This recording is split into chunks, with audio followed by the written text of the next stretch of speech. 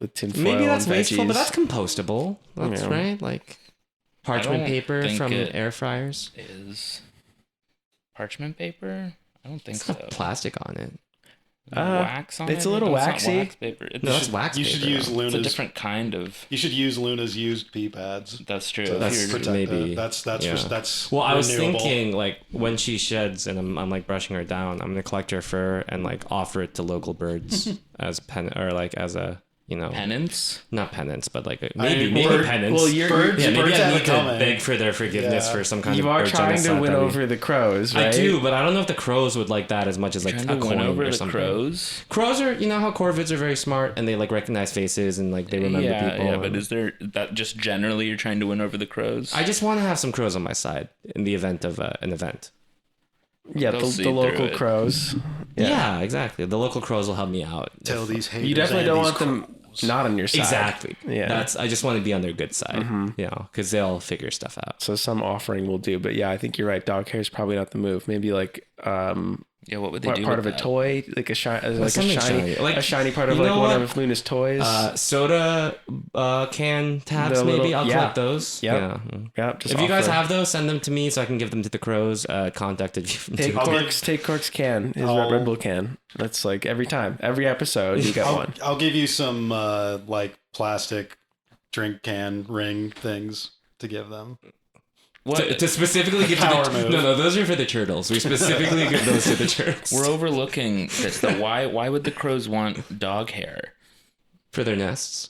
Do they actually use that for nests? I don't think her hair's like long enough though. No, is no, it? no, no. Apparently, it's like because it's their undercoat and it's like very insulative. It's very good for nesting. Are you It's like going the to prime. explain this to them? The Will they birds know this. They'll already know. They already Okay. know this. All right. Yeah. Well, good luck. Thank you. It's a slow burn. This takes several. It's funny several because tries. Luna hates birds. Like the second she sees a bird, she just tries to. You've seen this in action. She just wants to go after them. Yeah, her head popped up. Yeah, You could tell she she knows her name. It's visceral. bird season. Where the birds at? You should get them some. You should give the crows some antler velvet. That's the real primo shit, in my opinion. Yeah. We'll go get that. Just get when them we some, go to the woods. Get them some mink. Yeah, to yeah. line their nest with. Ask the Danes. They have a bunch of extra mink. The fucking monsters. Another week, another atrocity committed by the Danish. What is new? It's Alex!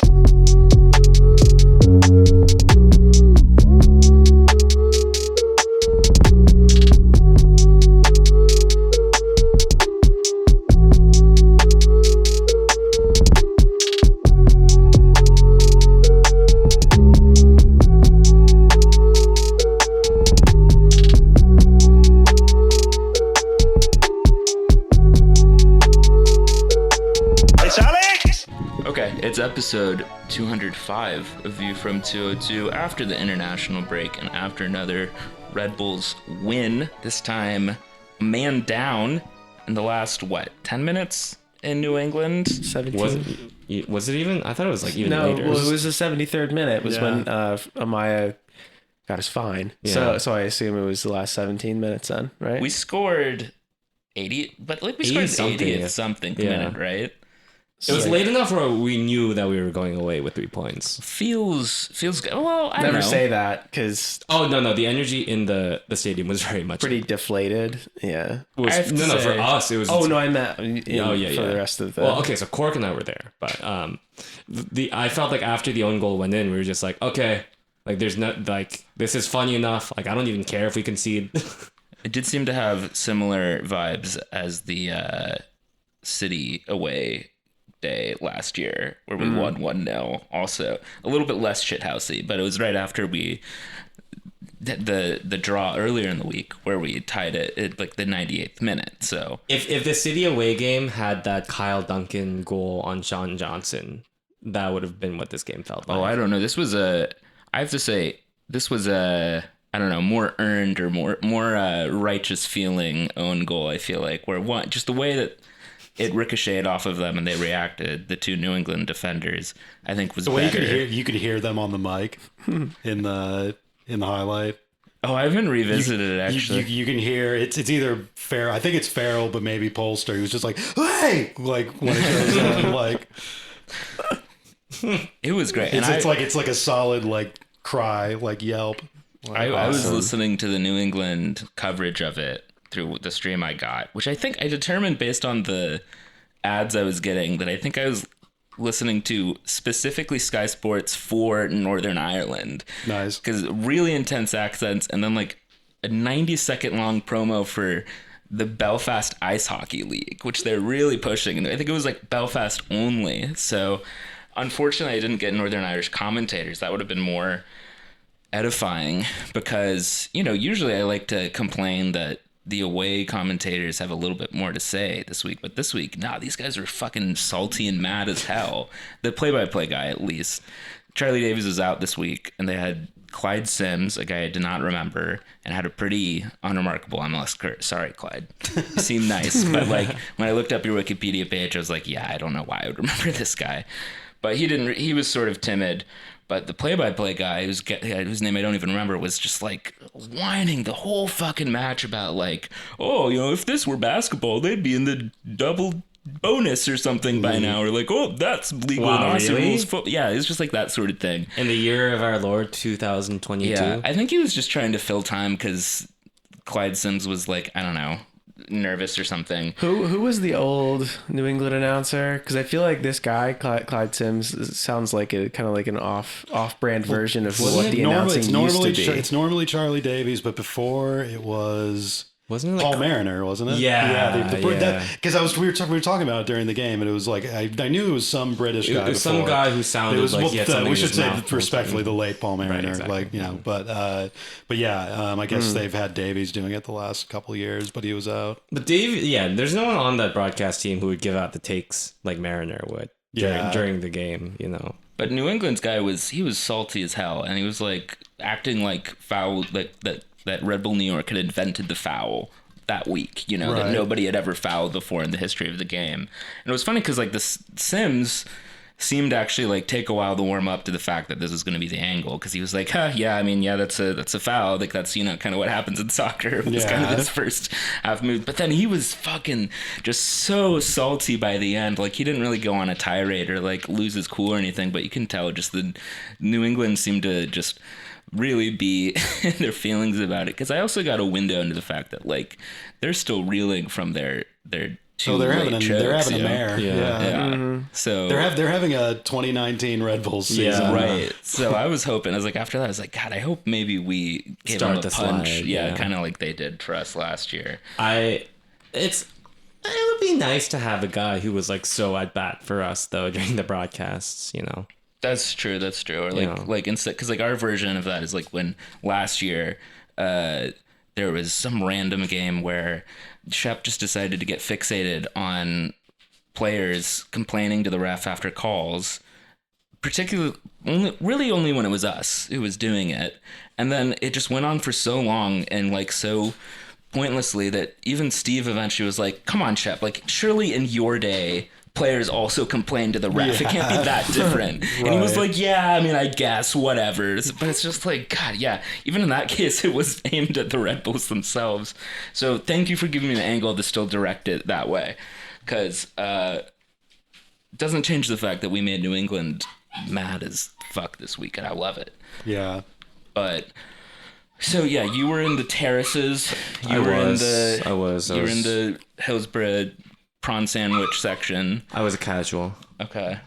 I didn't go. Sam, I guess you didn't go either. All right, so we got a real variety of experience here. I was in the Robert Kraft Lounge. Was this your first time as a media guest as a dirty journalist? Did you experience the NFL largesse? It's honestly kind of like it was like we were way up in the skyboxes on one of the end lines, and Kraft's name was on a lot of shit. Like I guess he and Jerry Jones both have their own like sports business staffing thing, whatever, that they vendor their arena with, and there seemed to be so many game day staff. It was bizarre. The Revs must have been losing so much money even when they were cheap. But yeah, I actually got lost on the way to the game in Canton, Massachusetts. So got to get, you know, a good taste of the Revolution faithful. You know, everybody's wearing gear all over New England on game day. Yeah.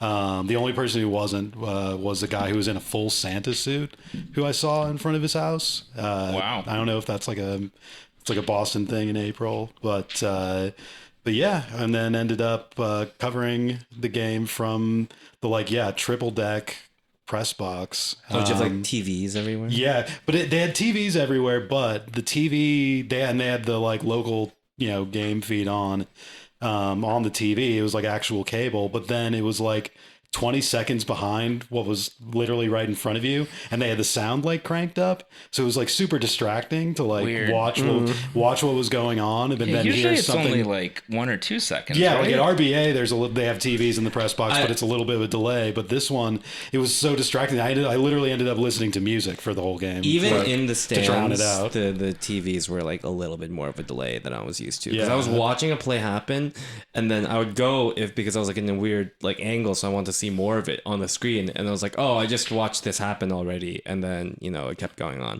I will say at the stadium, there are a lot of NFL vibes. Did they stick? Wait, so they stuck you underneath one of the? No, like things? in the back of the section was underneath Okay. the roof. So, but I was like towards the back. So if That's I wanted crazy. to, I like, forgot the.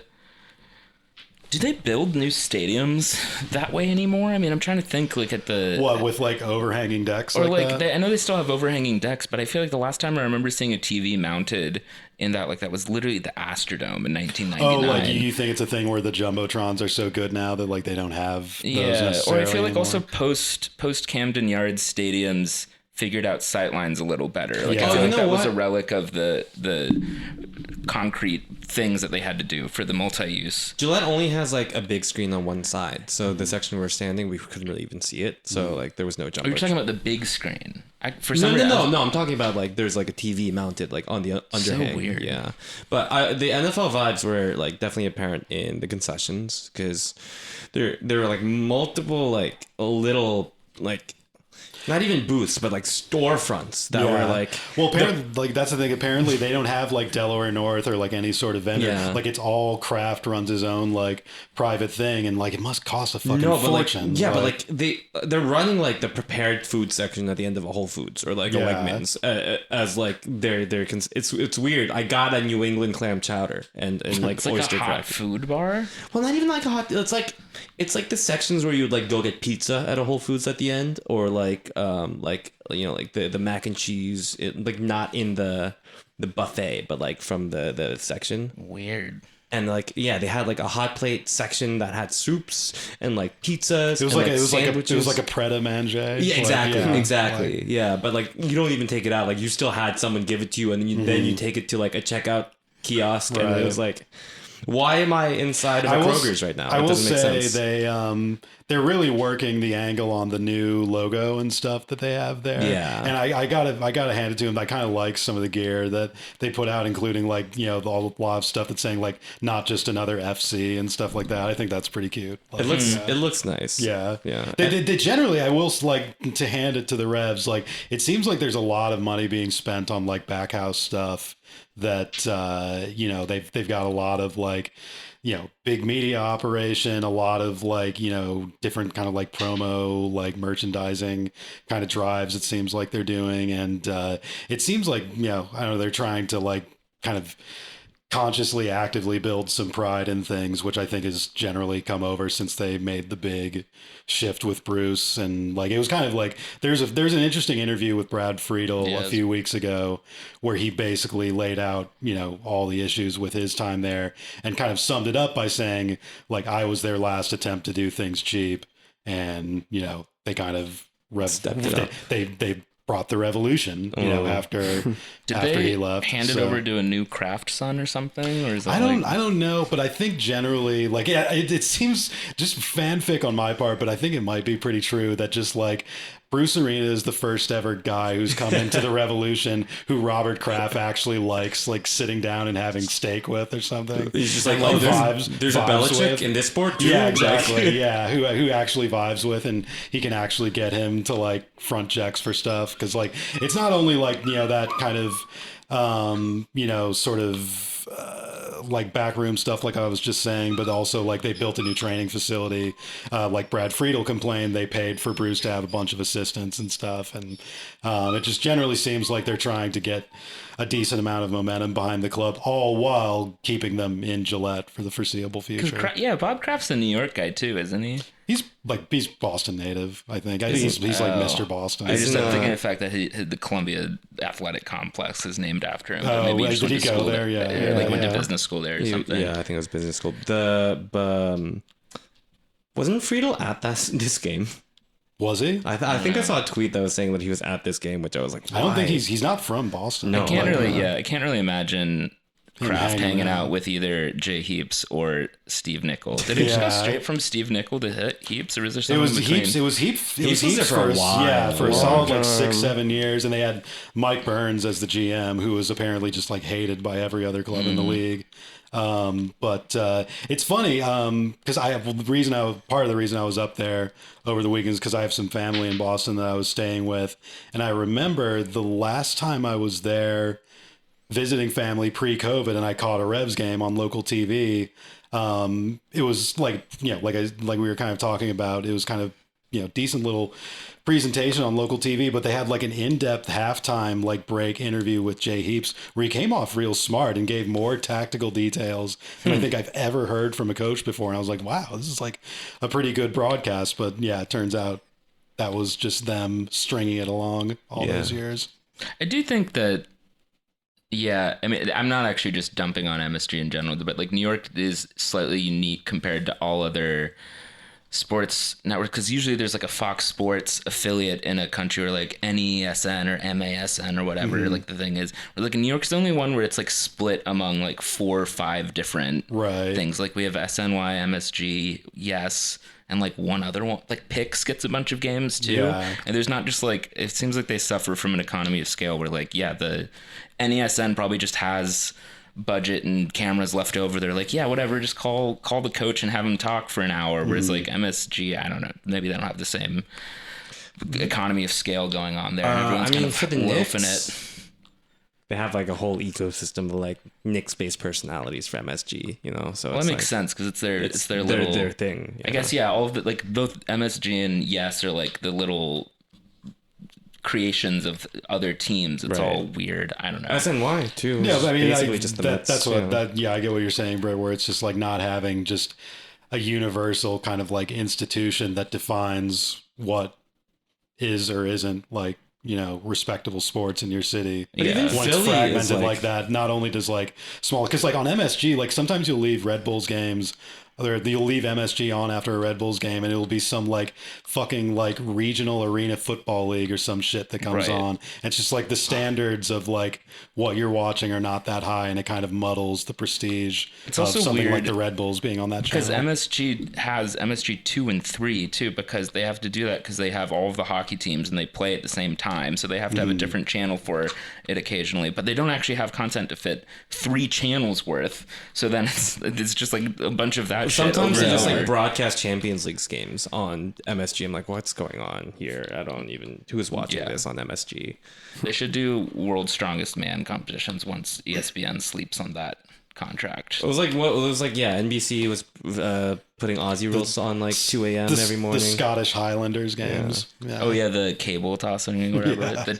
I want to see the cheese rolling annual thing. The Florence football where guys just wail on each other and shit.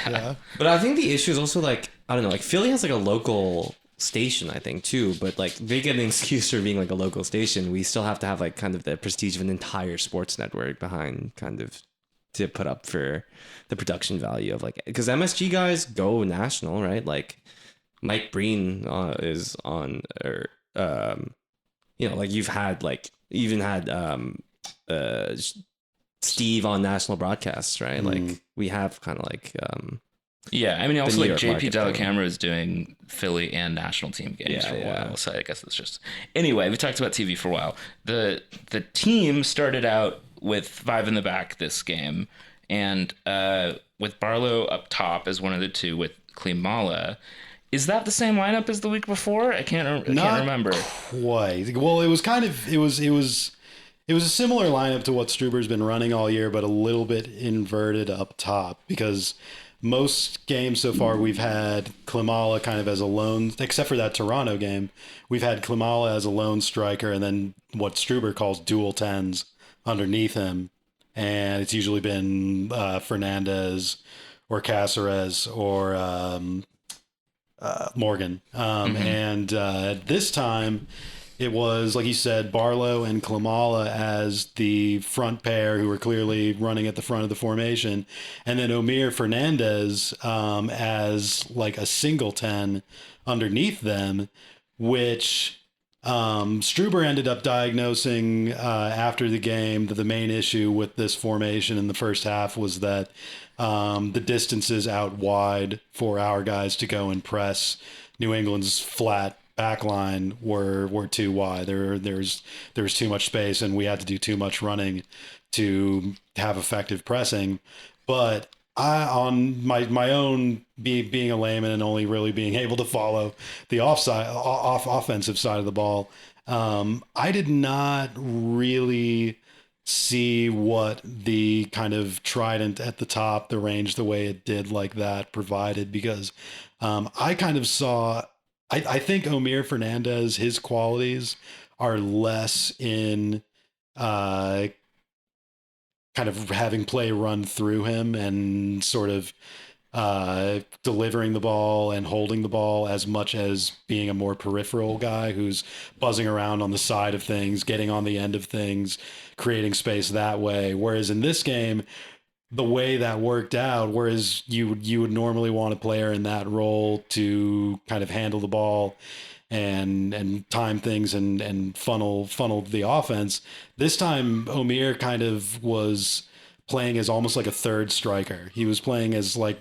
a third striker, making the same kind of redundant runs as Klimala and Barlow, and not really showing deep to sort of collect the ball and help the midfield kind of flow and maintain possession. It didn't really click very many points during the first half, and we ended up seeing a little bit of a change in the second.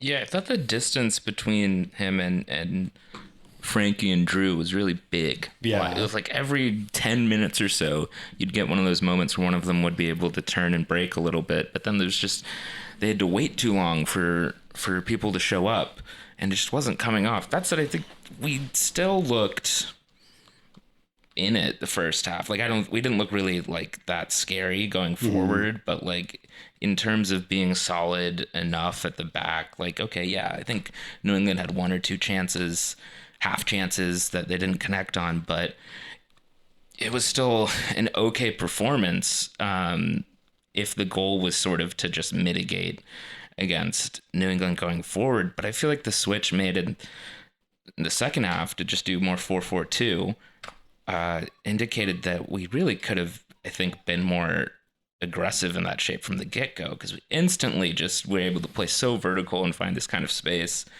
once we made that switch.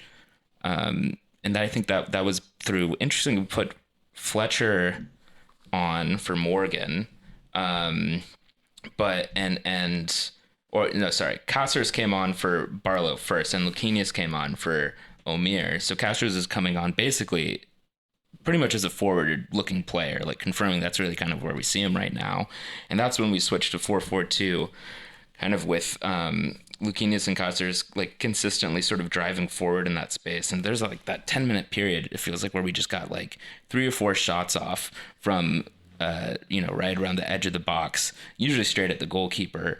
But all of a sudden, I thought we were making a lot more danger out of things. I'm sitting here wondering, like, Struber, why can't we start this from the get-go? Like, why I don't get, because I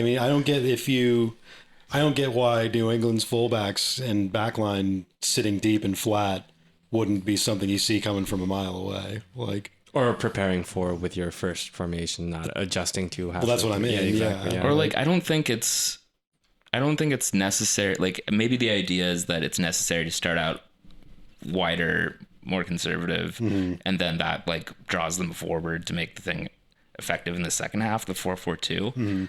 I don't know. I mean, like, Didn't need to do that against Toronto. I think, it should have been predictable that maybe we could have tried this from the get-go, but... Especially if he was going to go with Barlow and Klimala.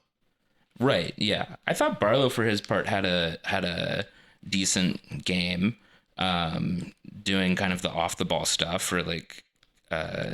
dirty work. Dirty work. I think he kind of had to get pulled off because he was in yellow trouble, because this was another game, like the New England play-by-play guy was kvetching about constantly, that the ref was on our case the whole time because we were fouling now. Yeah, I said there was both I didn't hear the broadcast, but like you're saying, the broadcast crew, and I saw like not only like New England fans, but some even like national pundits going like, man, is somebody going to punish the Red Bulls for this? It's like, we got fucking like 5 yellow cards, did we not? Like, and then wasn't Bruce yelling? And it's like, Omir got red carded. Like, what else do you want? I might be thinking about Bruce mainly too. Like, we love Bruce, but come on, bro. Like, it's like. The ref was handing out cards like candy. Yeah, like, we literally got the guy red carded in the match. Yeah, like, what more punishment? That's right. Like, and the Bruce Arena yellow card came after that. Which, do we know why Stuber got yellow carded? He left the technical area. The area. Oh my god, he does every week. He does that a lot. Yeah. The also I saw that Frankie, in addition to his double yellow, which we can discuss in further detail, he got fined for not leaving the field in a timely manner, and like 3 or 4 other guys got fined for that this week. So it seems like another directive that they're really trying to throw the book at people. I saw Alan Kelly around the concourse at Gillette. So wow. PRO like brass are like showing up to our games for some reason. I was gonna say our main rivals this year are PRO. I think Barlow's a good one to focus on though, because there was one I think weird interaction that was kind of representative of the mood of the game, where like Barlow had 1 yellow already for kicking the ball away, which like whatever, kind of soft, but like fine. It was like right after Amaya did it too. Yeah, I think that was like maybe it seems like it was a semi-accumulation thing. I don't know. But then there was a second incident that like everyone, it seems like the consensus or common opinion was that if he didn't have a yellow already, he probably would have gotten a yellow for this incident where he ran for a ball on the sideline and then like sort of just fouled the guy and maybe could have pushed him into the boards. And like this is the one where the linesman stepped forward and like started like yelling at him, like as though he were a player or something. Like he was a Revs player's parent or something. Yeah. On the sideline. And I was like watching the replay and I was like, yeah, sure, it's a foul. It looks like a totally ordinary foul though. Like what? Yeah. Like what is everyone? So like it doesn't seem like we're playing rougher than we have in recent years. And we got through this week, but it is, I think, another case where is it right? No, I think the officiating is a little too soft, but like we probably should think through bit, like how are we going to do this over a full season? Like whether that means talking to someone over at PRO or whether that means talking or like working on selling our fouls in a different way. I don't know, because everyone is losing their goddamn minds about it for some reason. To me, it is very obvious. There is a campaign against Red Bull New York. Are you doing Jose? Yeah. I think we should applaud the referees when they have great performances, when they have amazing performances, and I have to thank who was the guy, Rubiel Vasquez or whatever, a few weeks ago. I think Rubiel Vasquez had an extraordinary performance. If I speak, I'm in big trouble. That's all I have to say. But yeah, I mean, I think also with Frankie's red, I guess we appealed it and it got formally declined. Well, apparently, Aaron Long tried to, kind of. Escalate. I was going to say he was going to try and save the day and like kind of face melt the referee by telling him, hey, you can give him a red. You can give him a red and then you can review it. Watch it. Yeah, exactly. But apparently it didn't work. But it was like that was a very textbook yellow card too to call there. Yeah, I mean, I've still seen some fans saying like, it shouldn't have ever been a card. Like, I don't know. I think especially in that climate of the game, the type of run. It was like a full counterattack where Amaya was basically, the last midfielder before a big ocean of space. And it's like, when you go into a guy like that in that situation, ref's usually going to pull a yellow. Yeah. Also, it set up a much funnier scenario. I'm actually surprised that they bothered appealing it. Like in the heat of the moment, yeah, sure, yell at the ref, but I kind of expected that after the game we wouldn't even bother appealing. Because, I think it's more of an issue just the refereeing being a little soft in general. Like, why was he already on a yellow? I mean, that was at that point, that was the issue, probably right? Yellow, With the second yellow, it was like the first yellow was soft, and then the second yellow was just kind of like you can't ignore it, I guess. But yeah, even funnier for Buxa to get a double yellow in this game. Oh God, Yeah. although who was that tackle with again? Was it with with Buxa? Yeah, because It was Neelis. yeah, Neelis kind of got away with that elbow. Yeah, I was though. gonna say. I love the selling because I'm pretty sure he grabbed the opposite leg that was kicked out. He kicked out on his left leg and he grabbed his right when he fell. It was like hard to tell if he could have even known that he was kicking out at him because it didn't look like he made contact. Yeah. It was a good shithouse. Yeah, it was good. It was weird because if we have a makeup call is headed our way, just like from our karmic balance, I'm like, I don't really want to spend it on that. Like, I don't know. That was kind of like, But it was funny. yeah, I guess. But like, I'd rather cash that in later because we were already gonna win really by that point. Because I forgot the lone goal was at the 90th minute. Yeah. So, which I mean, I think the contributions of Luquinhas and Fletcher, I think, were very apparent on the construction of the goal itself. Which I have to say, from the last two games we've seen of Luquinhas, in my opinion, there's no reason not to start with him next week. Mm-hmm. But I guess this is impacted, though, by the fact that Frankie's going to be out for a game, because I worry that maybe if we have to play Edelman alongside Drew, if that's going to make Struber feel more cautious and feel that, we should do 5 at the back or 3 center backs to give a little bit more support. And does that leave room for Luquinhas? I don't know. I think it does if Struber goes back to having Klimala as like a single striker and then having the 2 attacking mids. I'm pretty sure the first game Kaku started after his little training wheels few weeks was against Montreal. Ooh. So, hey. All right. History. Couldn't Luquinhas just come in for where O'Meara started in this 11? Yeah. Right? Even just like in a like for like. I could even see him doing that. Yeah, but I think like Klimala, I showed in this game to me that he should play kind of a single striker. He did a lot of the stuff that he would do well as a lone striker, just if we do go that way.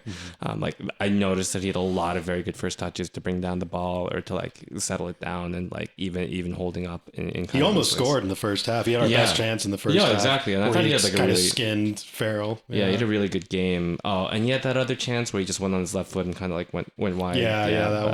That one I was like, oh man, I feel like he should have been a little bit more prepared to receive. Or like at least put it on target there. But I think that if Luquinhas comes in and plays with him as a single striker, Luquinhas does also seem a little bit more aggressive in terms of like getting into positions than O'Meara is. So I think that might suit him playing up top. But yeah, I don't know if I want another game with like Tom Barlow and Klimala and maybe Fletcher, because I don't even know if that's going to really work. But have we even like really seen that in like a regular game, like just like a standard scenario? I mean, not in like end of game or red whatever. I mean that's another place where we talk about Luquinhas a lot for obvious reason, but Fletcher showed that maybe we're going to upgrade.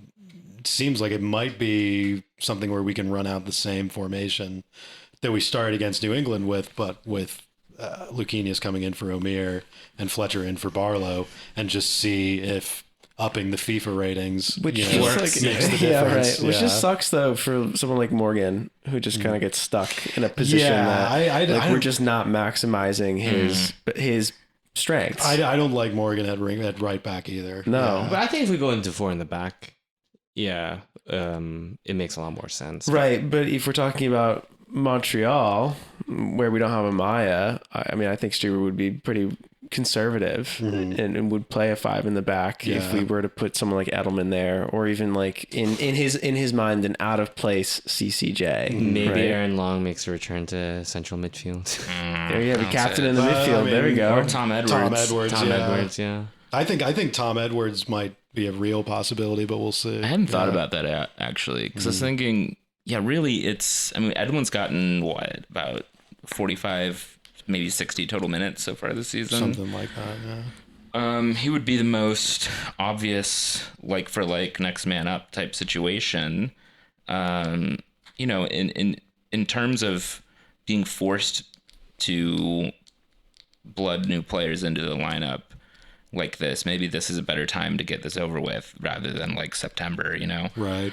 So it could be interesting, but I'm wondering, because like Edwards in midfield and then putting Nealis as the center back would be the more experienced solution.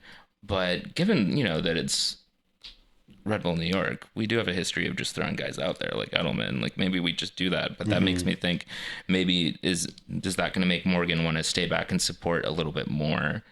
Or if Luquinhas is on the field, is having a little bit more creativity and vision in that position gonna create more chances for Morgan to go forward? Because we have my main bone of contention with the wide, you know, 5 at the back, wing back thing right now is that for so much of the game, Morgan is sitting on an island where guys don't have a clear idea of how to get him involved.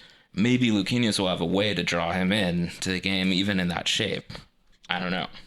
It's Jason Bendant's going to return, and we have John Tolkien come back to midfield where he's played before. That's John true. Tolkien, yeah, could play. I hadn't even thought of that too. Who is our backup left back right now? Is it really Pendant? Pretty Is much. someone else? Yeah. I mean, there's so. Monzone, who's more of a center back, but he's That's left-footed. true. That would be a sort of... And Morgan theoretically could go over there. He's 2-footed, so Well, yeah. I guess that'd be sort of throwing the baby out with the bathwater right. with that one. But it also reminds me of my old Galaxy brain. Actually, no, that's selling it short. But like in hindsight, I remember after the Atlanta game in 2018 in the playoffs, I was like, in hindsight, I would put Tyler Adams at left back and gun with it, just given what happened, which I think maybe is the easy call now. But I don't know. I mean, speaking of, maybe we should look at Montreal briefly, because like they seem to be a fairly decent team. So, well, I don't know. Actually, maybe they've all had, of that they've, back. had a, they've had a slow start. They've had a very like binary sort of season so Yeah, far, where that's a good way to put it, they've beaten Santos in Champions League, which is not nothing. They came back and beat Cincinnati, which is and then they've had some bad losses and then some draws mostly in the league. So they're not looking hot on the table, but I think this could be a good sort of mid-level face-off at home. Montreal is a club that in the past, I think they were a good example of a club that came into RBA sort of waiting for time to run out and get back on the bus. But now we've kind of choked a couple games to them in recent years, where I think that mentality, that institutional memory might no longer be there, and maybe they will think they can get something out of this game. But I still think that this should be in our hands. And looking at their squad, oh wow, some real household names here. We got Victor Wanyama still playing. We got Jordi Mihailovic.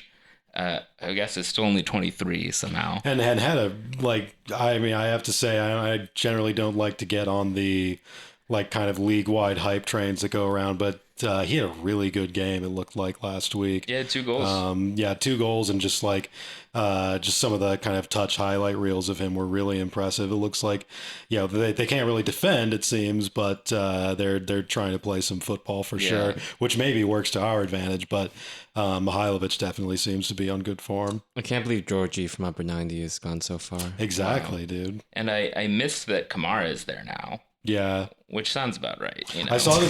I saw that they have a guy named Waterman, and I was hoping that it was that Dutch guy named Boy Waterman, but apparently it's not. It's some Canadian guy named Waterman. Yeah, and Gord Waterman. their right winger is Joaquin Torres, who looks like they got from Newell's Old Boys. In Argentina, so it looks like they've kind of front-loaded their front three, but I feel cautiously... I feel good about us bullying old man Wanyama in that part of the field. And then I think with Long and Nealis fit and in form, that like they should be able to handle the threat up front or organize us against them. Now, should we start 4 in the back? I think so, but I'm skeptical that Struber will agree. Yeah.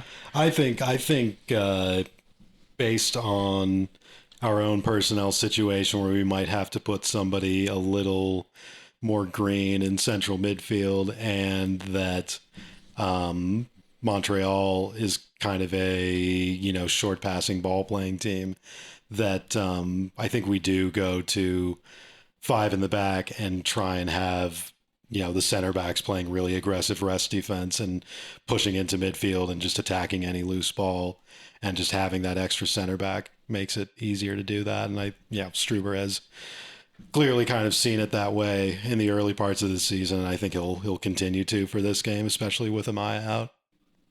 What if Struber pulls out an old trick and we pull out the diamond and he's like, Drew is just alone at the base of the midfield here. And have maybe Wiki Carmona is back. Oh yeah, is he back? He could be. He's been kind of like easing. Like I think last presser, maybe last week or before the international break, Struber said he was pretty close. But Caden Clark might or might not have gotten injured with the U20 national team. Oh, right, that guy. Yeah. But, and, I don't know, it seems so far like they think of Luquinhas as kind of a deeper midfield player rather than being like an aggressive, or as much of an aggressive kind of front-running winger as I might have expected. So who knows? He does cover a lot of... Yeah, I mean, he's a good presser. Yeah. I guess I'm thinking through the diamond now, and it's like, that doesn't really solve any of our problems. No. Like, who are the two middle parts of the diamond? I don't know. I thought Clark was really good at that at the early part of last year. Yeah. But who knows if he's even ready to go. And then do you put Morgan up top in that shape? Yeah. I guess so. And then Luquinhas in the... Caceres, maybe because you put Luquinhas in there, Morgan at the top, and then I guess who's your other one? Morgan's one of the shuttlers. Yeah. But then who's at the top of the diamond? My guess would be Luquinhas, but maybe you're right that they see him further back. Maybe they put Omir up there. I don't know. I mean, probably not going to do it, but it's an interesting thought, I guess. When Edwards played in midfield last year, it was when he was like the 6 at the base of the diamond, and then they had Yearwood and Davis and some of the other more regular center mids in the shuttle. That could work, because I think Drew actually would be, his strengths would be better emphasized being as one of the shuttlers. But I don't know. I mean, when somebody mentioned Caceres, it's like, I have a weird feeling he's going to feature in this game more than I would expect. I mean, I would, it would be... He could be the tip of the diamond. Yeah. I was going to say it would be a sight for sore eyes if we could, if only for scientific purposes, see him be used in the Frankie role. Just playing... That's true. Playing as just one of the deep 6s with Drew. And just see, like I said, just for experiment's sake, see how he looks in that role after, trying to force him into being a 10 or a, 8.5, whatever. He says a lot that whatever the fuck they want. We took it for granted. You keep saying this, but we've had like 4 coaches on this kid now, and I know. None of them are trying. I don't get it. Maybe I think I'm right about this. Is mostly my point, that I just don't think. What are you right about? That he's not a 6. If you're right in a very hollow way. Exactly. Yeah. Technically correct, maybe. That's the only victories I fight for on this podcast. Yeah, sure. Speaking of which, I think really the result in New England this week was a real good example of the team taking its lessons and having a real gut check and learning from the previous week. So kiss my ass. Excuse me, we won on Loser the talk. 90th minute away goal, and we got a red card. Yeah, and it's we not pulled much it of a out. bounce back to me. And we learned from the opposite thing the week before. So We learned apropos of nothing. We learned how to hit it off of our other players. Yeah, exactly. But yeah, that would actually be really refreshing for scientific purposes to see that. I think it says a lot that we took it for granted. I mean, that he assumed he wasn't even going to go there. It's become like when he made his like kind of debut in that game against Houston in the Shield year in 2018, where we were like, oh man, we're going to finally see Christian Cáceres, and then sure enough, he had a neat little game in the 6 role. Maybe that happens again after 3-4 years of awful re-education. I was gonna say, I feel like this might backfire on you in the sense that we will see this happen once. He'll be like totally serviceable, and then for some reason it just never happens again. And Yeah. just like, why don't we ever try that again? That's what happened 4 years ago. Exactly. Like, Maybe it's lost in translation or something. Maybe like Struber asked him what position he plays, and he said some sort of specific position, Venezuelan slang, or like some trequartista type slang thing, and in Austrian German that means center forward. So it's like, oh, okay, great, yeah. But yeah, all right. Well, any what do you want to see out of Saturday that we haven't discussed so far? Do you think we'll pull it out? 4 in the back, win, clean sheet. Hey, we got our first clean sheet actually. That's true. I just want to see us win at home. I think it's nice that we have however many points we have, but it's also kind of frustrating that we don't get to watch it at our own home. That's but at true. the same time, we are perfect on the road, and that is so Very far good, yeah. And that gives you such a wider margin at home to just collect points the rest of the year, hopefully. Hopefully, Yeah. 57 But degrees. maybe we won't learn from it because we go on the road so much. 57 degrees is the high on Saturday, so hopefully maybe more people come out. Because I feel like the first 2 weeks, it's Chilly just like, the first 2, yeah. I hope there's some Montreal away fans. They're usually pretty rowdy. Yeah, Montreal has a That was weird the energy. fan base. We're the closest, right? To second. Well, not Toronto. Toronto's the closest. Is it? New England is probably closer, right? I don't know. No, I because think it's a straight shot down here. That's true. Toronto's probably marginally closer than we are. But I mean, obviously yeah. more significant, so they'll roll deep. But Vancouver, Canada's all the same, right? yeah, it's all about 6 hours, right? Yeah. Anything we haven't talked about? I don't know. We really didn't talk about Cornell at all, though. Oh, you had a great match. Until we just mentioned it now. But another clean sheet, home clean sheet would be nice. Is there anything else? The U.S. No. qualified. Oh yeah, thank In a God. very boring way. So concludes the most boring, ordinary qualifying session in the history of the men's national team. Literally nothing interesting happened. They qualified safely, and there's nothing memorable about it. Can you Even the USA Mexico game was a 0-0. Yeah. Oh, but that's a crisis as well. Right, exactly.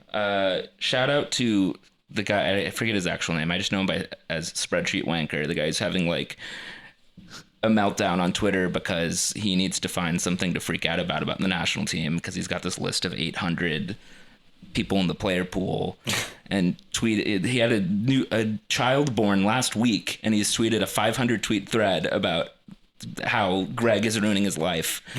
So You know what? it's like I feel like I've invented this person into being as a straw man of the most annoying national team discourse, just put into one essence. I think what's happened is that we just don't have a Real Madrid for these guys to get into. They should just get into Real Madrid, right? Like They they're probably just are Madrid into fans.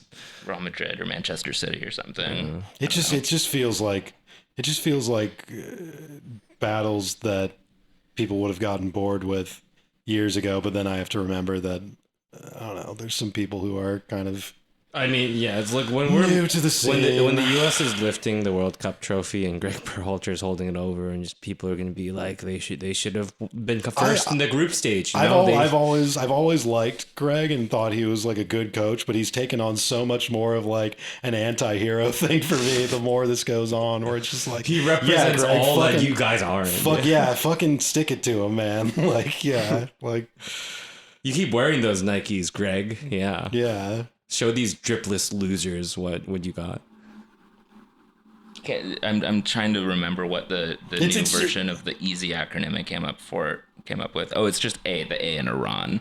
Sorry. England, Iran, Scotland, Yanks. Oh yeah, that too. We're gonna have the most insufferable matchups you could possibly imagine for the discourse. in When this World Ukraine Cup. qualifies. Yeah. Hopefully Wales gets in and we can just have that whimsy for a day. Oh yeah, I saw Gareth Bale play for Real Madrid today. That was weird. Yeah. You know? What? Yeah. Is he? He's back on Real Madrid. He went back? Yeah, and he still says he wants to quit like every week and he's still still balls. Yeah. Okay, that's pretty cool. All right. Well, that's the national team coverage for the year. You know, eat it all up right now. We'll become a Wales podcast if they qualify. And But, Iran, yeah. obviously. Oh, you know, true. Yeah. clearly. But anything else for Montreal?